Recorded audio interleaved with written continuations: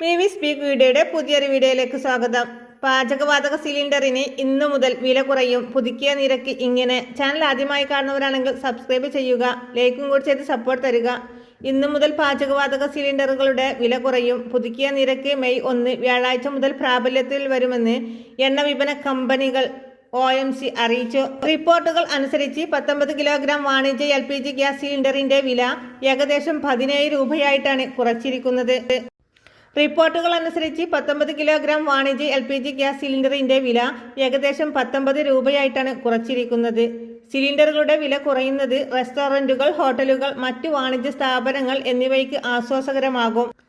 April വാണിജ്യ LPG 19 കിലോഗ്രാമിന് സിലിണ്ടറിന്റെ നിരക്ക് 41 രൂപ കുറച്ചിരുന്നു.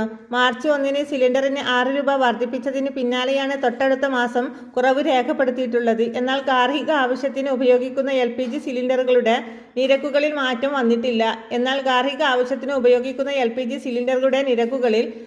വന്നിട്ടില്ല. വാണിജ്യ LPGക്ക് മുംബൈയിൽ ഇപ്പോൾ 19 കിലോഗ്രാം സിലിണ്ടറിന് 1113.50 രൂപയും, ഡൽഹിയിൽ 1762 രൂപയും, കൽക്കത്തയിൽ 1868.50 രൂപയും, ചൈനയിൽ 1921.50 രൂപയുമാണ് ഈടാക്കുന്നത്.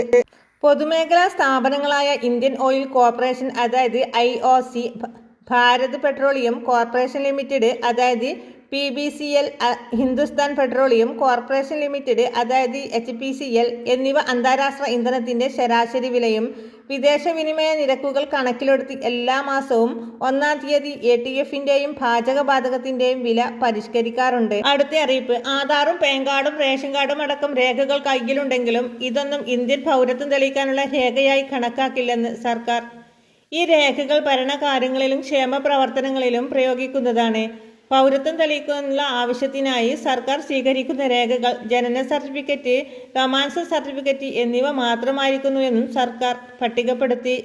അനധികൃതമായി നിരവധി വിദേശികൾ രാജ്യത്ത് താമസിക്കുന്നുണ്ട്. വെരിഫിക്കേഷൻ ഡ്രൈവുകൾ, ആധാർ, റേഷൻ കാർഡ് അല്ലെങ്കിൽ പാൻ കാർഡുകൾ ഹാജരാക്കി രക്ഷപ്പെടാൻ അവർ ശ്രമിക്കുന്നുണ്ട് എന്ന് ചൂണ്ടിക്കാട്ടിയാണ് കേന്ദ്രത്തിന്റെ പുതിയ തീരുമാനം. ആധാർ കാർഡുകൾ, പാൻ കാർഡുകൾ, റേഷൻ കാർഡുകൾ തുടങ്ങി നിരവധി തിരിച്ചറിയൽ രേഖകൾ ഇന്ത്യയിലുണ്ട്. എന്നാൽ ഈ രേഖകൾ ഉപയോഗിച്ച് ഒരാളുടെയും പൗരത്വം പരിശോധിക്കുവാനോ സ്ഥിരീകരിക്കാനോ കഴിയില്ല. Unique identification authority of India അതായത് UIDAI ആധാർ കാർഡിനെ തിരിച്ചറിയൽ രേഖയായും താമസരേഖയായും മാത്രമാണ് കണക്കാക്കുന്നത്. എന്നാൽ ഇതിനെ പൗരത്വ രേഖയായി കണക്കാക്കുന്നതേ ഇല്ല. പാൻ, റേഷൻ കാർഡുകൾ ഇത് ബാധകമാണ്.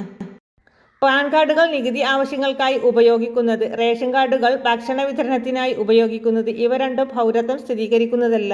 1969 ജനന മരണ സർട്ടിഫിക്കറ്റ് നിയമം നിശ്ചിത അധികാര കേന്ദ്രങ്ങൾക്ക് ജനന സർട്ടിഫിക്കറ്റുകൾ നൽകുവാനുള്ള അധികാരം നൽകുന്നുണ്ട്. ഇത് ഇന്ത്യക്കുള്ളിലെ ജനനത്തെ അടിസ്ഥാനമാക്കി പൗരത്വം സാധൂകരിക്കുന്നു. ഒരാൾ ഒരു സംസ്ഥാനത്തിലോ കേന്ദ്രഭരണ പ്രദേശത്തോ താമസിച്ചിരുന്നതായി ഡൊമിസൈൽ സർട്ടിഫിക്കറ്റുകൾ സാധൂകരിക്കുന്നു. ഇതും ഇന്ത്യൻ പൗരത്വം സാധൂകരിക്കുന്ന രേഖയാണ്. തിരിച്ചറിയൽ രേഖകൾ കൈവശം വയ്ക്കുകയും മറ്റു പൗരത്വ രേഖകൾ കൈവശം ഇല്ലാത്തതുമായി വിദേശികൾ ഏറെ നിർണായകമാണ്. പുതിയ തീരുമാനം. ജനന താമസ രേഖകൾ കൃത്യമായി സമയപരമായി അപ്ഡേറ്റ് ചെയ്ത് സൂക്ഷിക്കേണ്ടതാണ്. സർക്കാർ ജോലി, പാസ്പോർട്ട് എടുക്കൽ, കോടതി വ്യവഹാരങ്ങൾ എന്നിവയ്ക്ക് നിർബന്ധമായും ഓർമ്മിക്കുക.